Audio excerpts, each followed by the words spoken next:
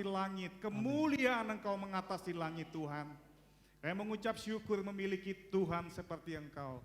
Tuhan yang luar biasa, Tuhan yang menebus kami, yang memberikan diri-Mu sebagai tebusan agar setiap kami diselamatkan. Kami mengucap syukur Tuhan, kalau sebentar kami akan mendengar firman-Mu, kami akan membaca firman-Mu. Berbicaralah kepada kami, berfirmanlah kepada kami Tuhan. Urapi setiap kami agar sungguh setiap firman yang kami baca, yang kami dengar, itu mengubahkan kami, membangkitkan kami, membawa kami untuk hidup semakin benar di hadapan Engkau Tuhan. Untuk kami hidup semakin melakukan apa yang Kau kehendaki Tuhan, dan menyenangkan hati Engkau. Urapi hamba-Mu, urapi setiap kami yang mendengarkan, dan buka hati kami Tuhan, untuk setiap firman yang ditaburkan, agar firman-Mu itu dapat tertanam di dalam hati kami. Dan firman-Mu itu berbuah di dalam hidup kami, dan mengubahkan kami Tuhan. Terima kasih Bapa di surga, berfirmanlah, kami anak-anak-Mu, kami jemaat-Mu siap untuk mendengar. Sama-sama kita katakan, amin. Silahkan duduk Bapak Ibu Saudara-saudari semua. Hari ini kita mau belajar firman Tuhan tentang Yesus adalah dasar iman akan keselamatan. Jadi kita tahu itu apa iman gitu ya. Kita ingat Ibrani 11 ayat 1, ayat hafal semua ya, atau ada yang masih belum hafal? Apa kita katakan sama-sama Ibrani 11 ayat 1, kalau belum hafal silahkan baca Alkitab ya. Iman adalah dasar dari segala sesuatu yang kita harapkan dan bukti dari segala sesuatu yang tidak kita lihat. Nah, iman adalah dasar dan bukti. Dasar dari apa? Yang kita harapkan. Bukti dari apa? Bukti dari yang tidak atau belum kita lihat. Hari ini kita mau belajar iman akan keselamatan. Sebelum-sebelumnya kita banyak belajar iman, kesembuhan, segala macam seperti itu ya. Nah hari ini kita mau belajar tentang iman akan keselamatan. Kalau tadi definisi iman adalah dasar dari segala sesuatu yang kita harapkan. Nah coba kita tweak kata-katanya. Kalau itu adalah iman, nah sekarang kita tambahkan. Kalau iman akan keselamatan, apa itu definisinya? Berdasarkan tadi itu ya Ibrani 11 ayat 1. Kalau Ibrani 11 ayat 1, iman adalah dasar dari segala sesuatu katanya. Nah sekarang spesifik. Dasar tentang keselamatan. Jadi kita ganti imannya menjadi iman akan keselamatan, kemudian segala sesuatunya diganti dengan keselamatan. Seperti ya, coba kita katakan sama-sama. Iman akan keselamatan adalah apa? Dasar dari dasar dari keselamatan yang kita harapkan dan bukti dari keselamatan yang tidak kita lihat. Oke, kita ulang ya. Jadi supaya kita ngerti gitu ya, ada kaitannya iman secara umum dan ada secara spesifik. Iman akan keselamatan. Jadi iman itu banyak ya. Kita beriman tentang sesuatu, kita harus mengerti apa maksudnya. Nah, kembali, iman akan keselamatan adalah dasar dari keselamatan yang kita harapkan dan bukti dari keselamatan yang tidak atau belum kita lihat. Ya, jadi kalau kita beriman akan keselamatan, iman kita itu adalah iman akan keselamatan itu menjadi dasar kita. Karena kita berharap akan keselamatan. Dan iman akan keselamatan itu menjadi bukti dari keselamatan yang belum kita lihat. Suatu saat kita akan mengalami keselamatan sempurna itu. Sekarang masih belum ya. Nah, keselamatan itu simpelnya apa? Keselamatan itu adalah kita terbebas dari penghakiman. Nah, sebelum ke situ, di sini ada temanya adalah Yesus adalah dasar iman. Nah tadi kalau iman akan keselamatan itu definisinya seperti tadi. Nah iman ini butuh dicantolkan kepada sesuatu yang kuat. Kalau minggu lalu pastor menyampaikan satu ilustrasi. Kalau kita mau mengambil sesuatu, kita sudah yakin kita mau ambil sesuatu itu, tapi sesuatu itu masih tinggi. Kita butuh satu pijakan. Bisa tangga, bisa apalah gitu ya, balok. Kita berpijak ke situ dan kita baru bisa mengambil. Nah, kalau pijakannya ini enggak kuat, meskipun kita yakin bisa mengambil, kita akan dapat gak apa yang kita ambil? Kita akan jatuh. Jadi butuh satu pijakan yang kuat. Begitu juga iman akan keselamatan ini membutuhkan satu dasar lagi. Kenapa? Karena kita yakin akan keselamatan. Pertanyaannya, dasarnya apa? Kamu yakin akan keselamatan? Nah kita hari ini mau belajar, dasarnya adalah di dalam Yesus. Pelajaran yang sangat mendasar akan keselamatan. Tapi kita mau coba kita pelajari lagi, kita lihat kembali. Supaya kita benar memiliki iman yang kokoh akan keselamatan. Nggak ada lagi keraguan, nggak ada lagi kebimbangan. Dan ini sebagai titik awal gimana kita bertumbuh secara rohani. Sebagai titik awal kita mau membangun rohani kita, membangun sesuatu yang besar. Kembali kepada dasar ini. Nah tadi keselamatan itu simpelnya tadi itu ya, itu kita terbebas dari satu penghakiman. Karena suatu saat setiap kita akan mengalami penghakiman. Kita akan menghadap tahta kasih karunia Kristus. Kita akan menghadap pengadilan Kristus. Tidak ada yang luput. Tua, muda, laki-laki, perempuan, berpendidikan, tidak berpendidikan, kaya, miskin, semua akan menghadapi pengadilan Kristus. Raja, rakyatnya, presiden, wakil presiden, paslon 1, paslon 2, paslon 3, semuanya suatu saat akan mengalami pengadilan Kristus. Jadi ngapain kita berantem karena beda pilihan? Suatu saat kita akan menghadapi pengadilan Kristus. Ya untuk pilpres ini berdoa kepada Tuhan. Apapun pilihanmu, sampaikan kepada Tuhan. Masih ada waktu. Kita berdoa supaya, karena Tuhan yang memiliki pemerintahan ini. Dia tahu yang terbaik. Berdoa kepada Tuhan sungguh-sungguh. Jangan terpengaruh apapun. Sampai sekarang saya terus berdoa juga. Mungkin meskipun saya punya satu yang sepertinya ke sana, tapi saya terus bukakan kepada Tuhan. Karena Tuhan tahu yang terbaik dan jangan sampai kita salah pilih. Meskipun demikian, suatu saat paslon ini pun putaran 1 atau 2 putaran, suatu saat mereka juga akan mengalami pengadilan Kristus. Kembali ke sini. Kita pun juga demikian. Nah, pertanyaannya, ada 2 hal. Apakah kita yakin akan keselamatan itu? Kalau masih belum yakin, kita berdoa. Kalau ada yang masih belum yakin, setelah ibadah ini, pastikan engkau memiliki keselamatan itu. Yang kedua, kalau kamu sudah yakin akan keselamatan, apa dasarnya engkau yakin akan keselamatan itu? Mungkin kau pikir, ya aku tahu Yesus sudah mati buat aku. Aku sudah dengar karena begitu besar kasih Allah akan dunia ini. Sehingga setiap orang yang percaya kepadanya tidak binasa. Ya, engkau punya pengertian itu. Dari mana kamu yakin dengan pengertian itu bisa menyelamatkan engkau?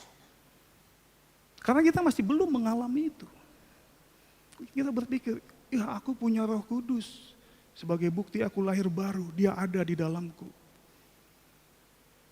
Pertanyaan berikutnya, dari mana kamu yakin Roh Kudus sudah ada di dalam dirimu? Pertanyaan-pertanyaan itu harus kita gali sampai ujung-ujungnya yang Tuhan lihat. Apakah kita melakukan kehendak Dia atau tidak? Kita yakin kita punya Roh Kudus dalam diri kita, tapi hidup kita tidak melakukan kehendak Dia. Matius 7 ayat 21 katakan, bukan setiap orang yang berseru Tuhan, Tuhan akan masuk dalam kerajaan sorga. Tapi siapa yang melakukan kehendak-Ku, kata Tuhan. Keselamatan itu artinya kita terbebas dari penghakiman, dari penghukuman. Karena suatu saat semua kita, gak peduli siapa kita, apakah pendeta, ataukah pelayan, ataukah jemaat biasa, tidak peduli, semua akan berhadapan dengan Tuhan. Dan di hadapan Tuhan semua terbuka. Tidak ada yang bisa kita tutup-tutupi. Dan sampai ke sana, mari kita belajar kembali. Di awal tahun ini kita lihat kembali, Tuhan, kita selidiki kembali bagaimana aku, Tuhan. Apakah aku melakukan apa yang Kau mau atau tidak?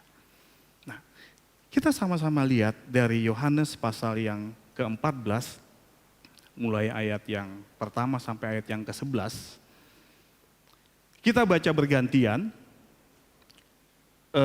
Saya bacakan ayat yang ganjil, Bapak, Ibu, saudara-saudari semua membacakan ayat yang genap, demikian kita bergantian. Rumah Bapa, Yohanes 14 ayat 1 sampai 11. Janganlah gelisah hatimu, percayalah kepada Allah, percayalah juga kepadaku. Bapa, banyak sempat tinggal. Jika tidak demikian, tentu aku mengatakannya kepadamu, sebab aku pergi ke situ untuk menyediakan tempat bagimu. Dan apabila aku telah pergi ke situ dan telah menyediakan tempat bagimu, aku akan datang kembali dan membawa kamu ke tempatku, supaya di tempat di mana aku berada, kamu pun berada. Dan kemana aku pergi, kamu tahu jalan ke situ. Kata Thomas kepadanya, Tuhan, kami tidak tahu kemana Engkau pergi. Jadi bagaimana kami tahu jalan ke situ? Kata Yesus kepadanya, Akulah jalan dan kebenaran dan hidup. Tidak seorang pun yang datang kepada Bapa kalau tidak melalui aku. Sekiranya kamu mengenal aku, pasti kamu juga mengenal Bapa-Ku. Sekarang ini kamu mengenal Dia dan kamu telah melihat Dia. Kata Filipus kepadanya, Tuhan, tunjukkanlah Bapa itu kepada kami. Itu sudah cukup bagi kami. Kata Yesus kepadanya, telah sekian lama aku bersama-sama kamu, Filipus, namun engkau tidak mengenal aku. Barang siapa telah melihat aku, ia telah melihat Bapa. Bagaimana engkau berkata, tunjukkanlah Bapa itu kepada kami. Tidak percayakah engkau bahwa aku tidak dalam Bapa dan Bapa di dalam aku? Apa yang aku katakan kepadamu, tidak aku katakan dari diri sendiri, tetapi Bapa yang diam di dalam aku, Dialah yang melakukan pekerjaannya. Ayat terakhir sama-sama kita katakan, percayalah kepadaku bahwa aku di dalam Bapa dan Bapa di dalam aku, atau setidak-tidaknya percayalah karena pekerjaan-pekerjaan itu sendiri. Amin. Berbahagialah setiap kita yang membaca, mendengarkan, dan merenungkan firman Tuhan dan menerapkannya dalam hidup kita sehari-hari. Amin. Nah, firman Tuhan ini, Tuhan Yesus katakan kepada murid-muridnya sesaat sebelum dia ditangkap.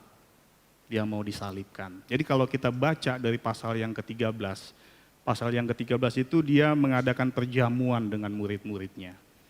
Dia membasuh kaki murid-muridnya, 12 muridnya. Dan di saat itu dia membasuh juga Yudas Iskariot. Dan saat itu Yudas dimasuki, kalau kita baca ya, iblis masuk ke dalam tubuh, ke dalam roh, ke dalam jiwa Yudas Iskariot. Dan dia pergi. Jadi Tuhan Yesus mengatakan firman ini, tinggal kepada 11 muridnya saja. Jadi dia menjanjikan ini kepada murid-muridnya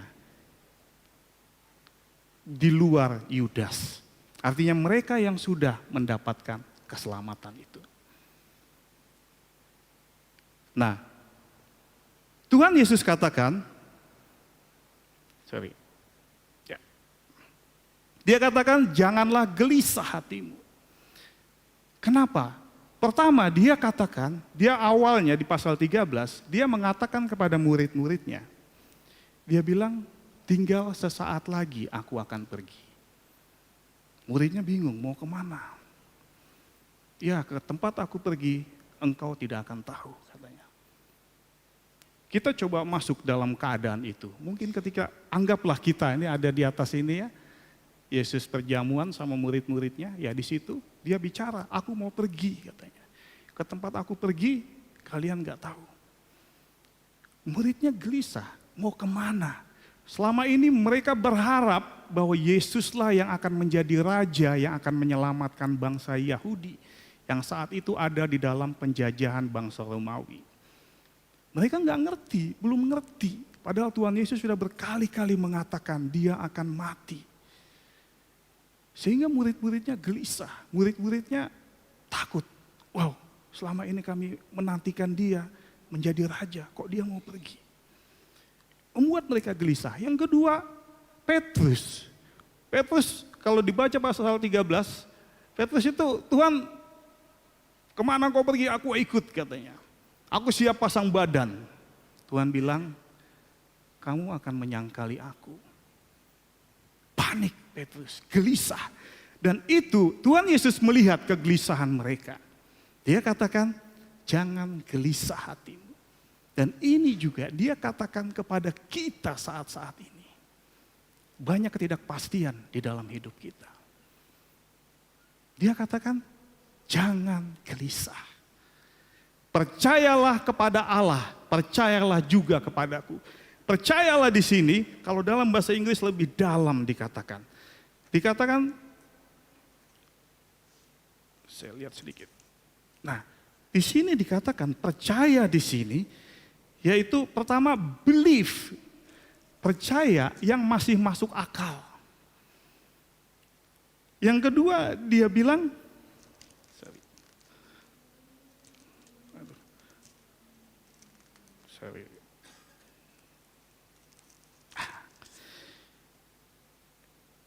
sebelum di situ dia bilang jangan kamu gelisah. Gelisah di sini dibilang jangan kamu stres, distress. Jangan agitated, jangan terganggu. Jangan pikiranmu terganggu, gelisah akan apa yang akan terjadi ke depan. Dia menyatakan itu kepada murid-muridnya, kalian gak usah gelisah. Aku sudah berkali-kali bilang aku akan pergi. Firman ini firman yang sama berkata kepada kita. Karena suatu saat kita akan mengalami penghakiman tadi ya. Tapi dia katakan jangan gelisah. Jangan stres menghadapi penghakiman. Ada yang pernah disidang di sini?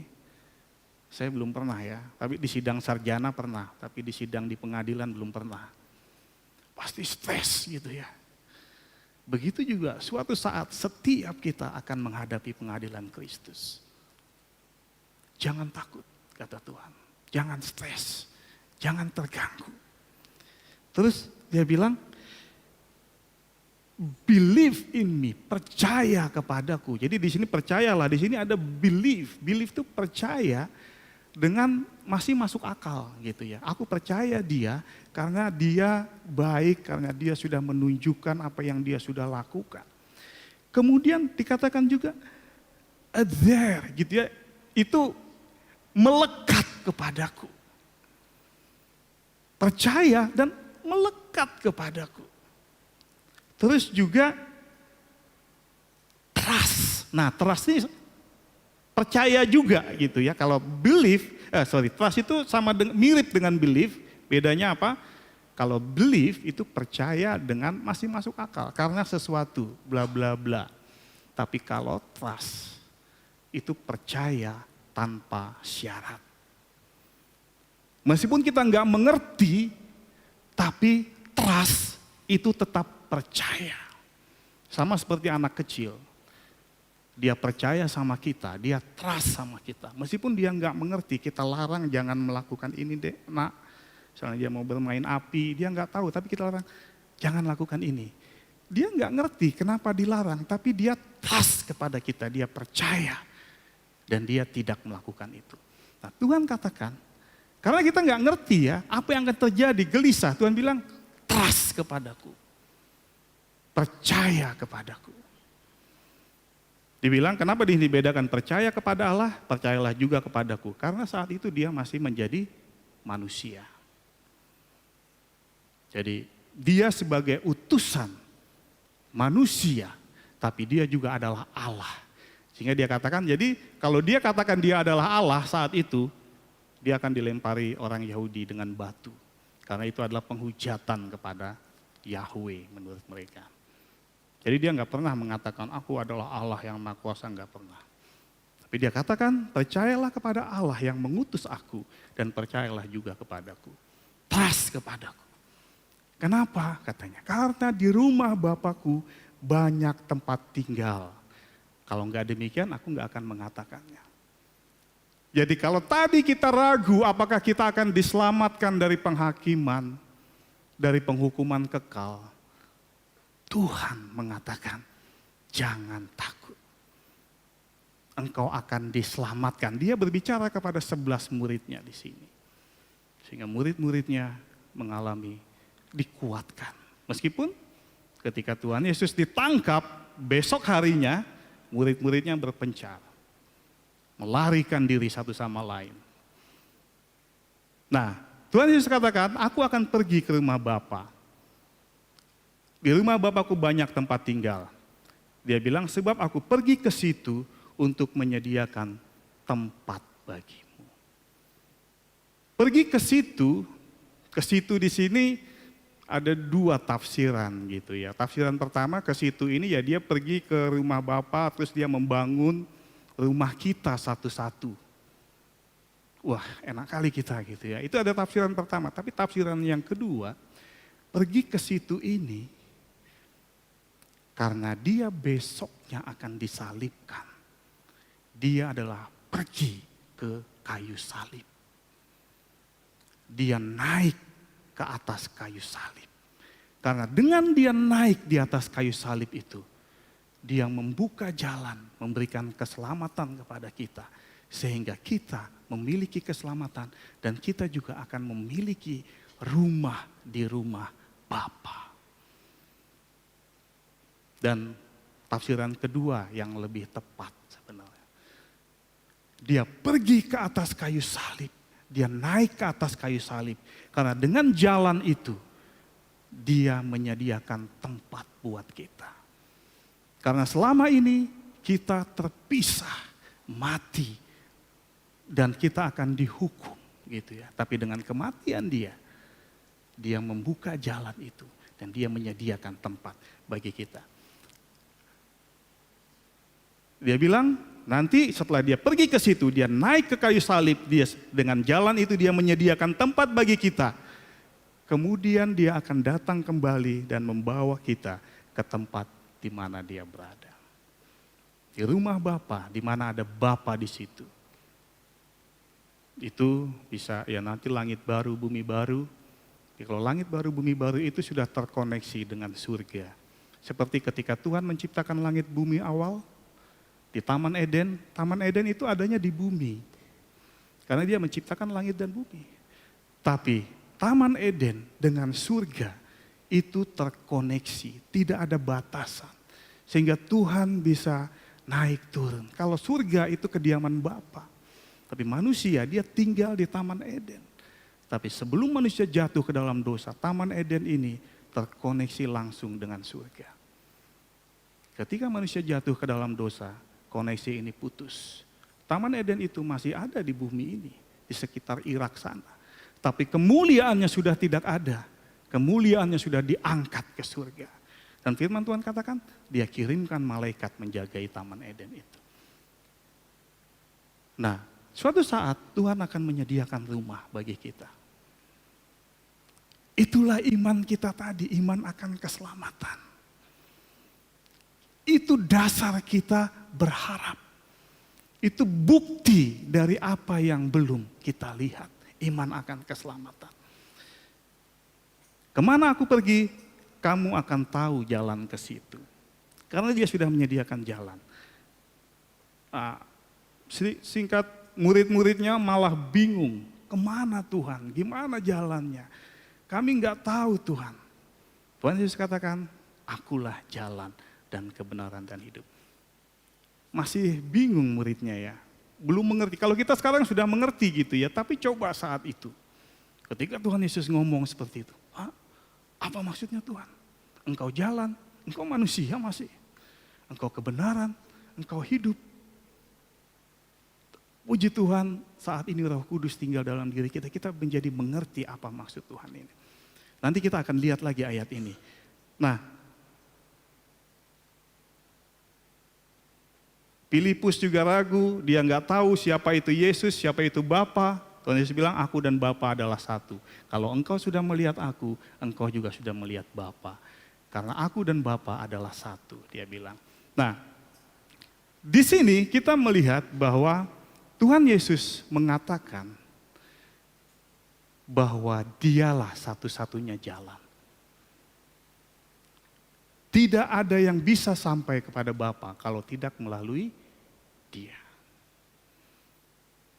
Pertanyaannya,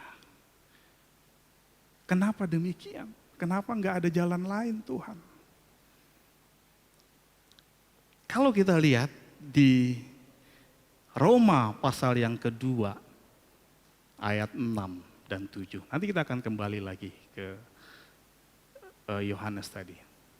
Roma 2 ayat 6 dan 7 dikatakan, ia akan membalas setiap orang menurut perbuatannya, yaitu hidup kekal kepada mereka yang dengan tekun berbuat baik, mencari kemuliaan, kehormatan, dan ketidakbinasaan.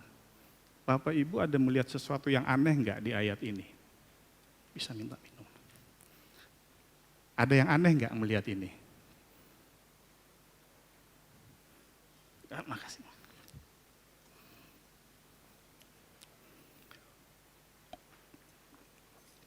Benar enggak firman Tuhan ini? Ia akan membalas setiap orang menurut perbuatannya, yaitu hidup kekal kepada mereka yang dengan tekun berbuat baik, mencari kemuliaan, kehormatan, dan ketidakbinasaan. Kok enggak ada dibilang hidup kekal, yaitu bagi mereka yang percaya kepada Tuhan Yesus? Tapi firman Tuhan ini katakan hidup kekal kepada mereka yang dengan tekun berbuat baik, mencari kemuliaan, mencari kehormatan, dan ketidakbinasaan. Sepertinya kok ada jalan lain ya. Iya kan? Nggak ada ditulis Tuhan Yesus. Baca Roma 2 itu, semua seperti itu. Nggak ada ditulis hidup kekal itu. Hanya melalui Tuhan Yesus. Oke, simpan dulu. Kemudian, di Lukas pasal 10 ayat 25 sampai 28. Oke, yang tadi itu ya dibilang orang hidup kekal, kita dapat memiliki hidup kekal kalau kita tekun berbuat baik, dibilang. Mencari kemuliaan, bisa mendapat hidup yang kekal. Tahan dulu, nanti Pak Yuel mengajarkan yang sesat ini. Kok ada jalan lain selain Tuhan Yesus? Tahan dulu. Kemudian Lukas 10 ayat 25-28. Pada suatu kali berdirilah seorang ahli Taurat untuk mencobai Yesus, katanya, Guru, apa yang harus kuperbuat untuk memperoleh hidup yang kekal? Sama, dia mencari, dia bertanya, Tuhan, Guru, apa yang aku harus perbuat untuk memperoleh hidup yang kekal? Ayat 26, jawab Yesus kepadanya, apa yang tertulis dalam hukum Taurat? Balik bertanya Tuhan Yesus. Apa yang kau baca di sana? Karena ini ahli Taurat yang bertanya ya, jadi ahli Taurat ini tahu tentang hukum Taurat. Kemudian ahli Taurat ini berkata, Jawab orang itu, kasihilah Tuhan Allahmu dengan segenap hatimu dan dengan segenap jiwamu dan dengan segenap kekuatanmu dan dengan segenap akal budimu. Dan kasihilah sesamamu manusia seperti dirimu sendiri. Kata Yesus kepadanya, jawabmu itu benar, perbuatlah demikian, maka engkau akan hidup. Jawaban ahli Taurat ini tepat. Karena hukum kasih ini adalah rangkuman dari kitab Taurat dan kitab para nabi ada di dalam kasihilah Tuhan Allahmu. Nah, Tuhan bilang untuk mendapatkan hidup yang kekal itu, perbuatlah ini. Enggak dibilang di situ, percayalah kepadaku. Tuh, kok ada jalan lain dong berarti untuk bisa memiliki hidup yang kekal. Oke, udah 2 ya.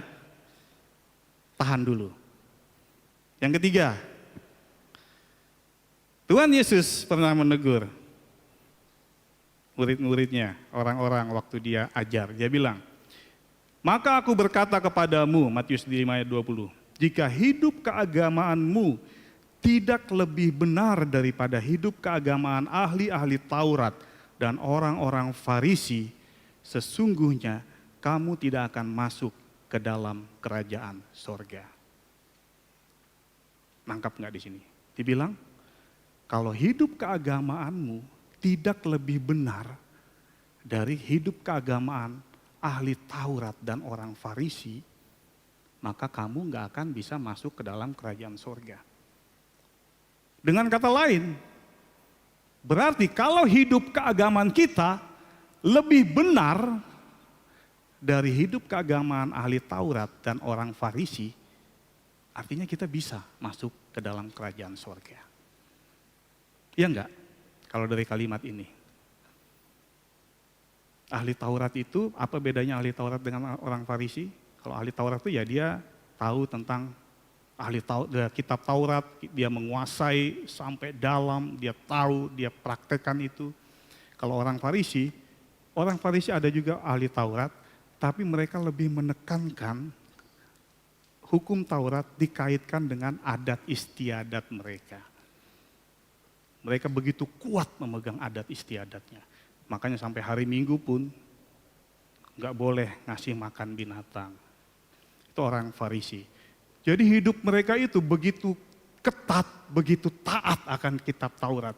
Dan Tuhan bilang, kalau kamu nggak seperti mereka di bawah standar mereka, kamu nggak akan masuk ke dalam kerajaan sorga. Kalau kamu di atas mereka, berarti kamu bisa. Ada 3 tadi ya. Kok sepertinya bertentangan dengan selama ini yang saya dengar gitu ya. Tuhan bilang, tadi yang pertama, kalau hidup kekal diberikan kepada orang yang tekun berbuat baik, yang mengejar kehormatan, yang mengejar ketidakbinasaan, dibilang. Terus ketika ada ahli Taurat tanya sama dia, apa yang harus kuperbuat supaya aku beroleh hidup yang kekal? Tuhan bilang, apa yang ada dalam Taurat? Kasihilah Tuhan Allahmu, bla bla bla bla. Tuhan bilang, lakukan itu, maka kamu akan memiliki hidup yang kekal. Dan yang ketiga, kalau hidup keagamaanmu melebihi hidup keagamaan ahli Taurat dan orang Farisi, maka kamu akan diselamatkan. Nah, kok bertentangan sepertinya dengan apa yang Tuhan katakan? Karena di Roma 3 ayat 10-11, seperti ada tertulis, tidak ada yang benar, seorang pun tidak. Tidak ada seorang pun yang berakal budi. Tidak ada seorang pun yang mencari Allah. Dapat ya? Meskipun Tuhan sediakan jalan dengan cara yang tadi, faktanya tidak ada satupun yang memenuhi standar itu. Tidak ada yang bisa mengasihi Tuhan dengan segenap hati, segenap akal budi, segenap kekuatan. Mengasihi sesama seperti diri sendiri. Tidak akan ada yang bisa melakukan itu. Kenapa? karena tidak ada yang benar, seorang pun tidak. Sehingga Tuhan bukakan pun cara seperti itu, tidak akan ada yang bisa sanggup. Sama seperti kalau kita mau menyeberangi laut. Kalau dari Sumatera melewati Selat Sunda ke Jawa, itu jaraknya sekitar 30 km. Itu masih ada yang bisa berenang ya. Itu ada lomba dia berenang tapi dikawal gitu ya. Masih bisa, tapi coba kalau dari Jawa ke Kalimantan, jaraknya 300-an kilometer. Bisa enggak? Meskipun bisa kalau ada yang sanggup, silahkan. Nyebrang Laut Jawa dari Pulau Jawa ke Kalimantan 300 kilometer. Bisa sampai? Bisa kalau ada yang sanggup. Begitu juga Tuhan sediakan keselamatan. Silahkan kalau engkau bisa lakukan hukum Taurat. Hukum Taurat diberikan, itu standar Allah, standar yang tinggi. Engkau harus penuhi hukum Taurat ini supaya kamu bisa diselamatkan. Tapi firman Tuhan katakan, tidak ada satupun yang bisa melakukan itu. Sehingga tidak ada satupun yang bisa diselamatkan dengan kekuatannya sendiri. Hanya Tuhan Yesus yang bisa melakukan hukum Taurat. Sehingga dia satu-satunya yang secara manusia yang bisa diselamatkan. Dia yang memenuhi standar itu. Sehingga tidak ada yang salah dengan firman Tuhan ini. Karena itulah tuntutan yang sangat tinggi, standar yang sangat tinggi supaya kita bisa diselamatkan. Kita harus memiliki cara hidup yang luar biasa, yang melebihi cara hidup ahli-ahli Taurat. Kita memenuhi semua hukum Taurat yang detail-detail, yang kecil-kecil. Kalau kita bisa melakukan itu, kita akan diselamatkan. Firman Tuhan bilang seperti itu. Tapi tidak ada yang bisa. Roma 3 ayat 23, karena semua orang telah berbuat dosa dan telah kehilangan kemuliaan Allah. Sehingga karena kasih Tuhan, dia membuka jalan yang lain. Untuk setiap kita bisa diselamatkan. Ya. Jadi ada ayatnya ya bahwa Tuhan sediakan itu. Nah, di Roma 3 ayat yang ke-25, sama-sama kita bacakan. Kita baca dengan suara yang keras. 1, 2, 3. Kristus Yesus telah ditentukan Allah menjadi jalan pendamaian karena iman dalam darahnya. Hal ini dibuatnya untuk menunjukkan keadilannya karena ia telah membiarkan dosa-dosa yang telah terjadi dahulu pada masa kesabarannya. Lihat, dia sudah membiarkan dosa-dosa yang telah terjadi dan dia tetap sabar. Kenapa? Dia beri kesempatan manusia, silahkan kalian lakukan Taurat itu.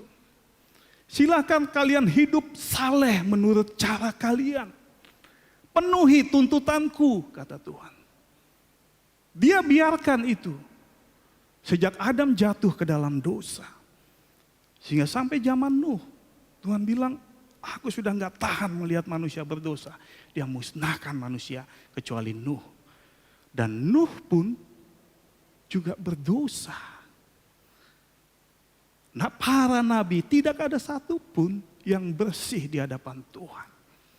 Yesaya sendiri katakan, kesalehan kami seperti kain kotor. Yang saya tidak lihat itu Yosua. Yosua tidak dicatat kesalahannya ya. Tapi tidak dicatat kesalahannya bukan berarti dia tidak pernah salah. Ya nggak dicatat aja gitu ya.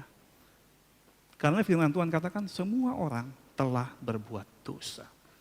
Ayub pun dicatat di ayat pertama. Ayub itu seorang yang saleh. Seorang yang takut akan Tuhan. Seorang yang sungguh-sungguh kepada Tuhan. Itu mendekati seperti yang tadi gitu ya. Orang memiliki hidup yang kekal kalau dia tekun berbuat baik. Ayub mendekati, mengarah ke sana. Tapi kita lihat akhir hidupnya pun dia menyadari bahwa dia belum mengenal Tuhan. Dia baru menyadari dari dulu dari kata orang saja aku tahu tentang engkau, tapi sekarang aku baru mengenal engkau. Sehingga dia membutuhkan Tuhan untuk keselamatan dia. Dan di sini dikatakan, Kristus Yesuslah yang telah ditentukan menjadi jalan pendamaian tadi. Manusia berusaha dengan kekuatan dia, manusia berusaha dengan perbuatan dia, dengan usaha dia, sekuat tenaga, tidak akan bisa mencapai standar Allah. Dan dia tentukan Yesuslah yang menjadi jalan pendamaian itu. Karena iman dikatakan di dalam darahnya. Karena iman kita memperoleh pendamaian itu. Kenapa? Karena kita belum mendapatkan itu. Iman itu sesuatu yang masih kita harapkan. Sesuatu yang masih di depan. Dengan iman itu, di dalam Yesuslah kita memiliki pendamaian itu. Di dalam darah. Kenapa di dalam darah begitu penting? Pertama kali manusia pertama yang mati dibunuh siapa? Habel. Pada saat Habel mati, darahnya tercurah. Firman Tuhan katakan, darah Habel berteriak kepadaku. Ternyata di dalam darah itu ada nyawa, karena firman Tuhan, karena di dalam darahlah adalah nyawa. Darah itu berteriak kepada dia, sehingga Tuhan tahu ya, sehingga dia nggak bisa berdalih, nggak bisa melarikan diri si Kain. Karena Tuhan katakan, darah Habel berteriak kepadaku, mengatakan bahwa engkau yang membunuh dia. Ada darah. Kemudian waktu bangsa Israel keluar dari Mesir, ada darah dioleskan di tiang pintu. Sehingga ketika malaikat maut lewat, dia mau membinasakan anak sulung, dia lihat ada darah itu. Darah itu lewat. Begitu juga Tuhan Yesus di kayu salib, dia mencurahkan darah. Itu juga sebagai korban curahan. Di perjanjian lama, korban itu ada banyak. Ada korban bakaran, korban penghapusan dosa. Ada juga korban curahan. Korban curahan itu adalah sesuatu yang diberikan, yang terbaik diberikan kepada Tuhan. Daud pernah memberikan korban curahan. Dia mencurahkan air kepada Tuhan. Karena dia merasa tidak layak menikmati air minum itu. Bisa dibaca. Dia berikan itu kepada Tuhan. Karena dia bilang, aku gak berhak. Ini aku berikan kepada Tuhan. Yesus dia mencurahkan darahnya. Itu sebagai korban curahan. Dan darah itulah sebagai jalan pendamaian buat kita. Sehingga ketika kita dibasuh oleh darah itu, iblis mau menyerang kita. Darah ini berbicara seperti Habel berbicara kepada Tuhan. Darah ini juga yang berbicara mengatakan kepada iblis, anakku ini sudah aku tebus. Darah inilah sebagai meterai bahwa orang ini sudah ditebus.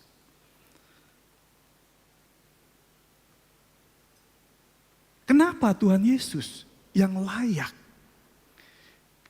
Kenapa hanya Dia yang bisa menjadi penebus?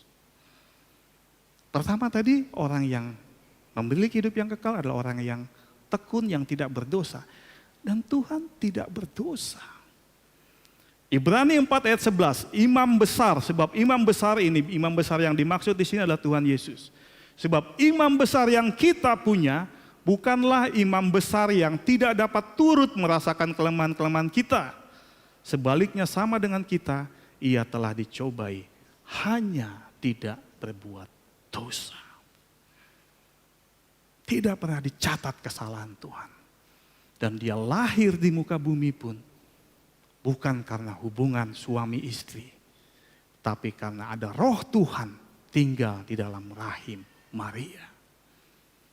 Sehingga dia bukan secara darah, bukan keturunan Yusuf.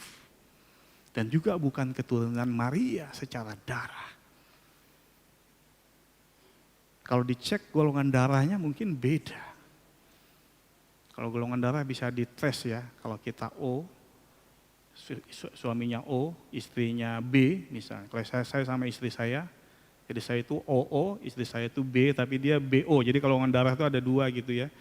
Anak kami ada yang B, ada yang O. Karena O dengan O-nya istri saya bergabung menjadi O. O saya dengan B istri saya bergabung menjadi B. Kalau Tuhan Yesus mungkin beda golongan darahnya.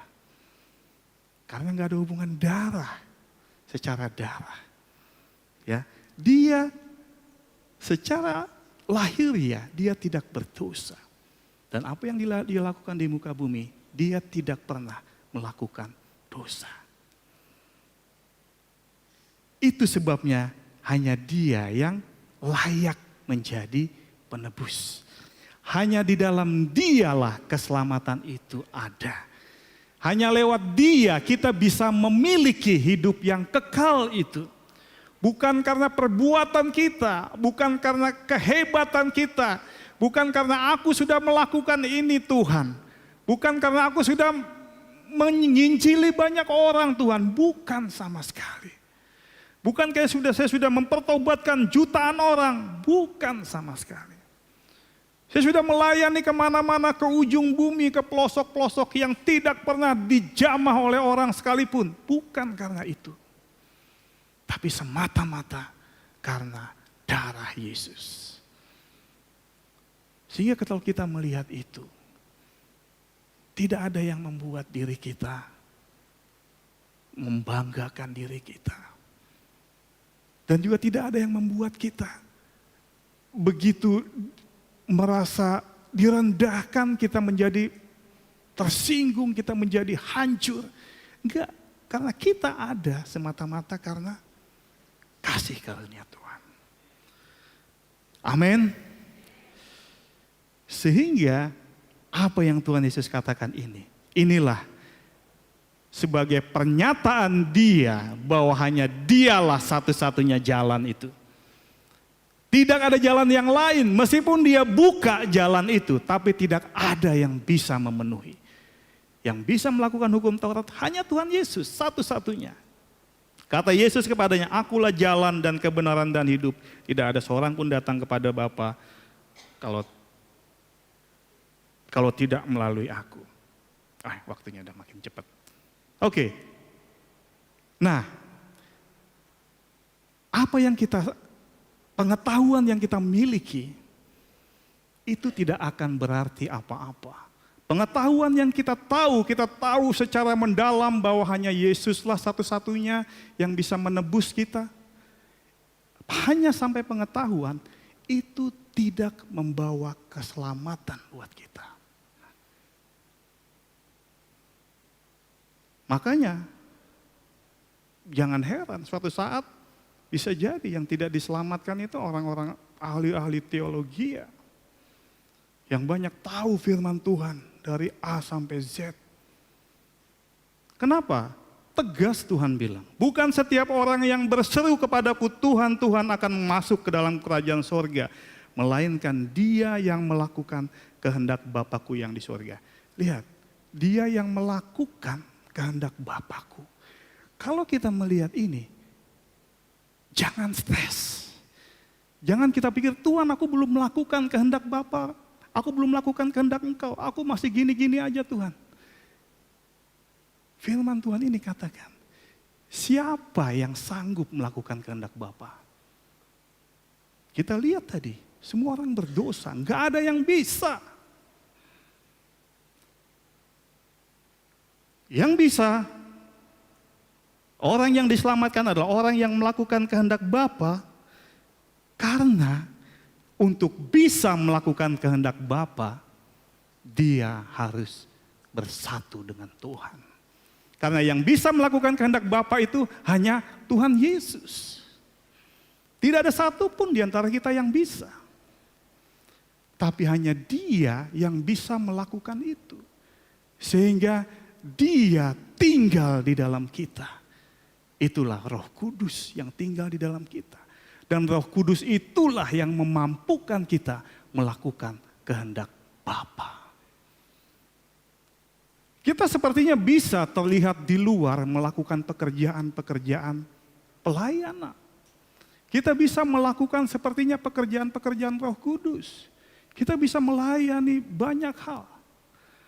Tapi kalau itu bukan karena Roh yang mengerjakan itu, di mata Tuhan kita bukan melakukan kehendak Dia. Keras firman Tuhan ini. Ini yang harus kita renungkan sama-sama. Tuhan, apa yang aku lakukan selama ini Tuhan? Apakah aku melakukan dengan keinginanku sendiri? Atau memang karena aku melakukan ini karena Engkau yang bekerja di dalamku? Karena tidak ada satupun yang bisa melakukan kehendak Tuhan dengan kekuatan kita. Terakhir, Tuhan katakan, akulah pokok anggur dan kamulah ranting-rantingnya. Barang siapa tinggal dalam aku dan aku dalam dia, ia berbuah banyak. Sebab di luar aku, kamu tidak dapat berbuat apa-apa. Kita tidak dapat melakukan kehendak Tuhan di luar Dia. Kita tidak bisa melayani di tempat ini di luar Dia. Secara fisik kita bisa melakukan itu. Kita punya suara yang bagus, bisa memimpin, punya talenta memimpin, bisa. Tapi apa yang kita lakukan kalau di luar Tuhan, itu kita tidak melakukan kehendak Tuhan. Dan Tuhan mau setiap kita untuk kita dapat melekat dengan Dia. Biarlah awal tahun ini kita buka hati kita kepada Tuhan. Kita bangun hubungan kita dengan Tuhan. Kita siap membangun. Bukan hanya sekedar jargon, bukan hanya sekedar kata-kata yang baik. Tapi itu kita alami sama-sama. Firman Tuhan katakan, jikalau bukan Tuhan yang membangun rumah, maka sia-sialah orang membangunnya. Kalau kita ingin membangun rohani kita harus melibatkan Dia. Jangan terjebak dengan program-program.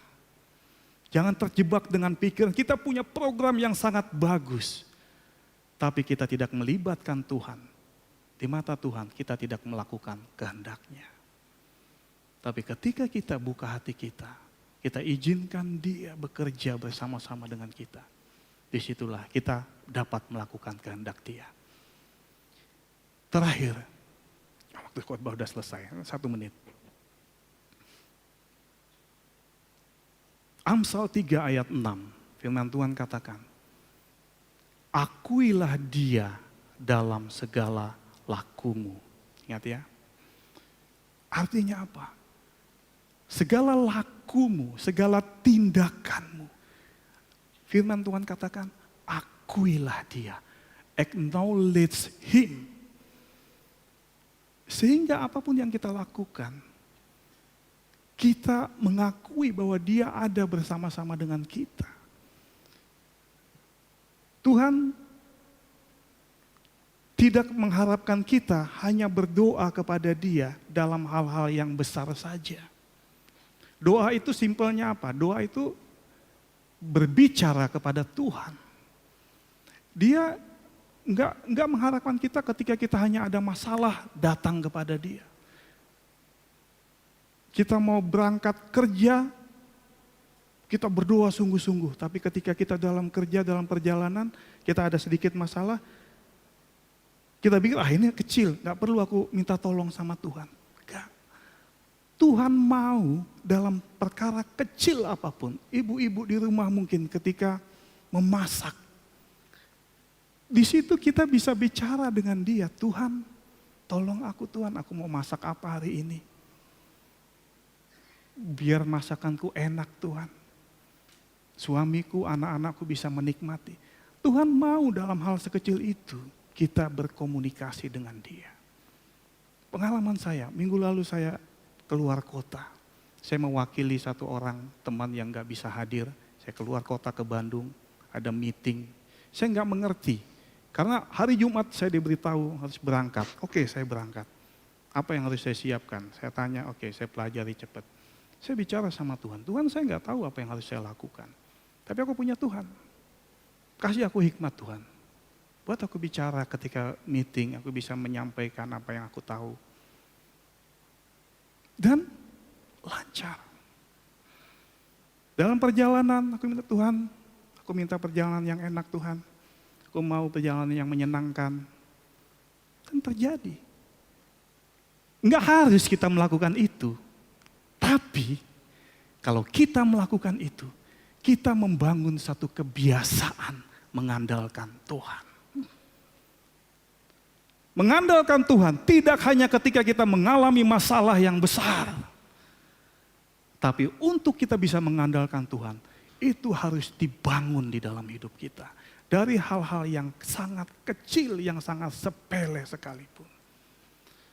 Kita mau belanja ke warung misalnya. Tuhan buat aku bisa belanja dengan tepat, dapat barang yang tepat. Tidak ada yang sepele di mata Tuhan. Tapi ketika kita membiasakan itu, kita membiasakan diri kita mengandalkan Dia. Sehingga ketika kita mengalami hal yang luar biasa tanda kutip, kita menjadi biasa mengandalkan Tuhan. Kita tidak takut karena kita tahu Tuhan ada bersama-sama dengan kita. Amin. Mari kita tundukkan kepala kita, beri kemuliaan buat Tuhan. Haleluya. Bapa, kami mengucap syukur Tuhan atas firman-Mu, bahwa sungguh Yesus Kristuslah yang menjadi dasar iman kami akan keselamatan. Kami melihat Tuhan tidak ada satupun usaha manusia untuk bisa mencapai Engkau Tuhan. Tidak ada satupun orang yang cukup saleh untuk bisa sampai ke dalam kerajaan Engkau. Karena kami semua sudah jatuh di bawah dosa. Kami terjual di bawah dosa Tuhan. Tidak ada satupun di mata Engkau setiap kami layak untuk diselamatkan. Karena Yesaya sendiri katakan kesalehan dia seperti kain kotor.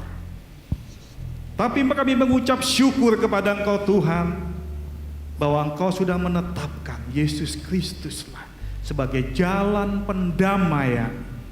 Karena iman kami, karena darah Yesus yang sudah dicurahkan itu. Bapa, hamba berdoa untuk setiap kami jemaat-Mu di tempat ini Tuhan. Memiliki iman yang kokoh seperti ini. Hingga kami tidak ragu sedikit pun bahwa Engkau ada bersama-sama dengan kami. Engkau yang menjadi penyelamat kami, Engkau yang menjadi pembela kami. Firman-Mu katakan tidak ada yang bisa memisahkan kasih Engkau dengan kami Tuhan. Penindasan, penganiayaan, penguasa, apapun tidak ada yang bisa memisahkan kami dengan kasih Engkau. Kami mengucap syukur bahwa sungguh kasih Engkau sempurna. Engkau begitu luar biasa menyelamatkan kami, mengasihi kami Tuhan. Terima kasih Bapa, hamba sudah selesai, tapi kami percaya Tuhan, Engkau terus bekerja di dalam hidup kami. Nyatakan lebih lagi Tuhan setiap firman yang sudah kami baca, yang kami dengar. Apa yang hamba sampaikan itu terbatas. Tapi Engkau tidak terbatas Tuhan. Kuasa-Mu tidak terbatas. Firman-Mu tidak terbatas. Firman-Mu penuh kuasa untuk mengubahkan kami. Terima kasih Bapa. Terpujilah Engkau di dalam nama Tuhan Yesus. Haleluya.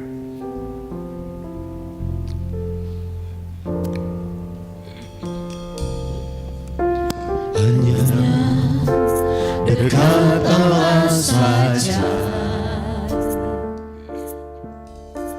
aku merasa tenang. Daripadanya keselamatanku, hanya Dia gunung batu dan keselamatanku. Sekali lagi katakan,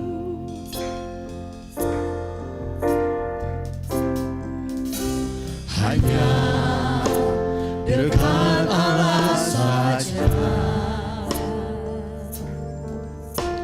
aku merasa tenang. Daripadanya keselamatanku, hanya Dia gunung batu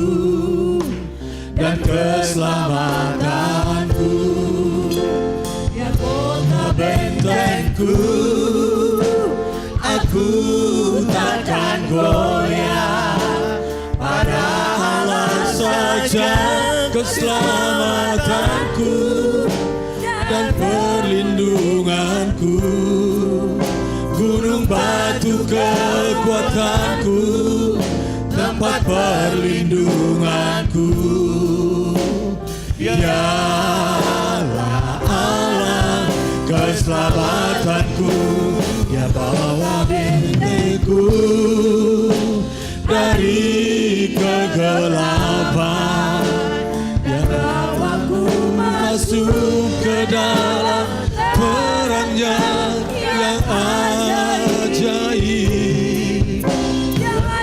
Terima segala pujian dan kemuliaan. Dialah Allah keselamatanku, yang kota bentengku, aku takkan goyah. Hanya Allah saja keselamatanku dan kemuliaanku, gunung batu kekuatanku, tempat perlindunganku. Dialah Allah keselamatanku, yang angkat diriku dari kegelapan dan bawaku masuk ke dalam terangnya yang ajaib. Dialah yang terima segala pujian dan kemuliaan. Dialah Allah keselamatanku, dialah yang terima